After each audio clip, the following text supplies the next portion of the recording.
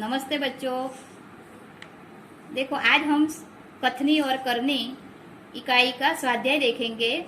प्रश्न एक, अंदाज अपना अपना। इसमें प्रश्न है कथनी और करनी में अंतर। विषय पर अपने विचार लिखे। बच्चों तुम्हें तुम्हारा विचार यहाँ पर लिखना है। तुम्हें जो भी आता है वो तुम्हें लिखना है।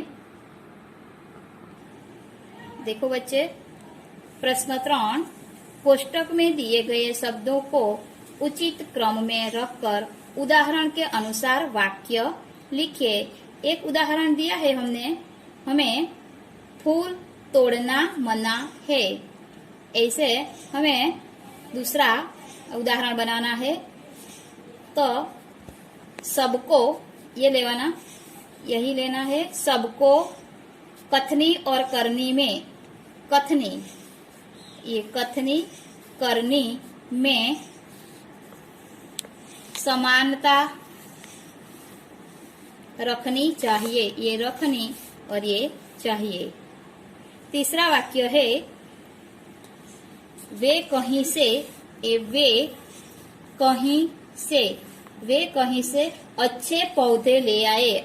अच्छे पौधे लाए, यहाँ लाए हैं।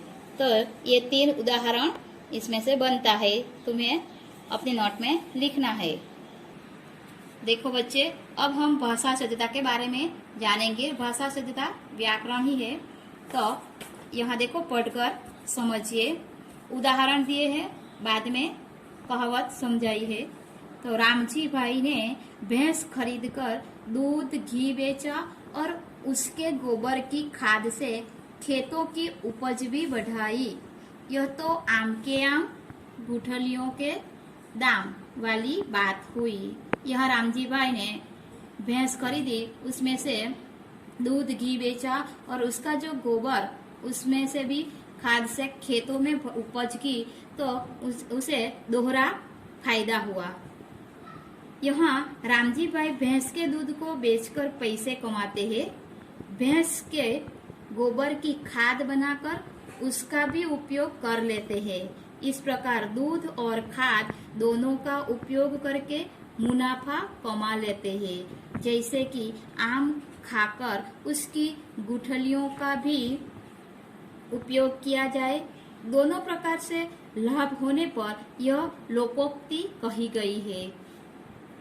लोक अनुभव पर आधारित और बाद में समाज में रूढ़ हो गई हो, ऐसी बात या उक्ति को कहावत कहते हैं। तो देखो बच्चे, कहावत का अर्थ है किसी घटना या प्रसंग का वर्णन करते समय प्रयोग किए जाने वाला रूढ़ और मार्मिक कथन। इसे कहावत कहा जाता है। कहावत भाषा को सुंदर, मार्मिक और प्रभावशाली बनाती है। तो यहाँ कहावतें दी है, आम के आम गुठलियों के दाम। इसका अर्थ है दोहरा लाभ होना, એટલે 2 गुना लाभ होता है। दूसरी है जैसी करनी वैसी भरनी। इसका अर्थ है कर्मों के अनुसार फल मिलना। जो हम जैसा कर्म करेगा वैसा हमें फल मिलेगा। तीसरी कहावत है सांच को आँच नहीं। इसका अर्थ है सच्चे व्यक्ति को कोई भय नहीं होता। चौथी, काला अक्षर भैंस बराबर। इसका अर्थ है बिल्कुल अनपढ़ होना, यानी कि पढ़ा लिखा नहीं, उसे पढ़ना लिखना नहीं आता, तो काला अक्षर भैंस बराबर।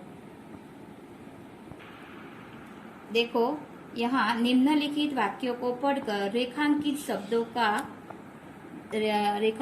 को ध्यान से देखिए। पहला वाक्य है हमें अहिंसा के पथ पर चलना चाहिए। दूसरा, पहाड़ की चढ़ाई बहुत कठिन होती है। तीसरा, हमारे व्यवहार में विनम्रता होनी चाहिए। चौथा, महात्मा बुद्ध ने शांति, दया और प्रेम का संदेश दिया। पांचवा, क्षमा वीरों का आभूषण है। उपयुक्त वाक्यों में रेखांकित शब्द अहिंसा, चढ़ाई, विनम्रता, शांति, दया, प्रेम, क्षमा गुण, दोष, भाव, दशा आदि का बोध कराते हैं। तो देखे बच्चों, जो शब्द गुण, दोष, भाव, दशा आदि का बोध कराते हैं इसे भाववाचक संज्ञा कहलाते हैं। तो हमें आज सीखना है भाववाचक संज्ञा के बारे में। तो भाववाचक संज्ञा किसे कहते हैं? जो शब्द गुण, दोष, भाव, दशा आदि का बोध कराते हैं वे भाववाचक संज्ञा कहलाते हैं।